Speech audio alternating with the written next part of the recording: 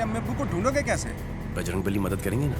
पाकिस्तान में 2015 সালে মুক্তি পেয়েছিল এমন এক সিনেমা যা কাঁদিয়েছিল দুদেশের সীমান্ত।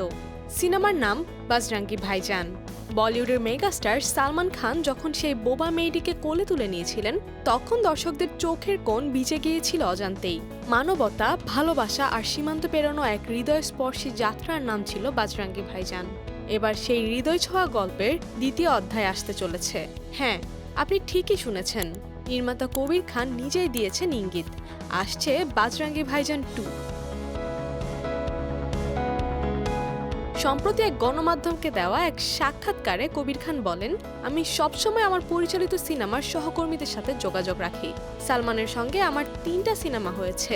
আমরা মাঝে মধ্যে একসঙ্গে নানা গল্প নিয়ে আলোচনা করি।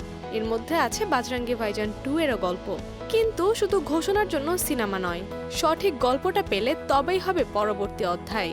এই নির্মাতা আরও স্পষ্ট করে দেন যে, আমি আমার ক্যারিয়ারে কখনো কোনো সিনেমার সিকুয়েল বানাইনি, কিন্তু বাজরাঙ্গি ভাইজান আলাদা। এই গল্পটা যেন আমার হৃদয়ের খুব কাছে। আমি চাই গল্পটিই হোক সিনেমার নায়ক।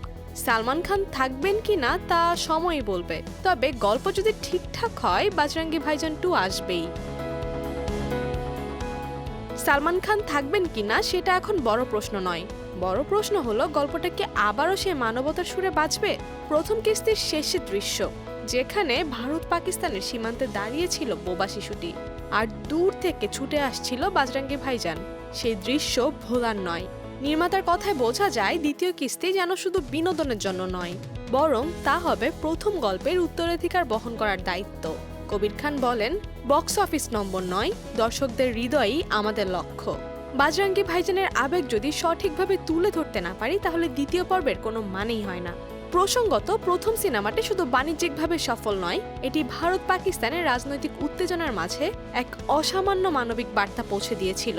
তাই দ্বিতীয় পর্ব যদি সত্যিই আসে, তাহলে তা হতে পারে বলিউড ইতিহাসের আরেক স্বর্ণালী অধ্যায়। তবে আপাতত নির্মাতা অপেক্ষায় আছেন এমন একটি গল্পের, যা আবারও দুই দেশের মানুষকে এক সূত্রে বাঁধবে।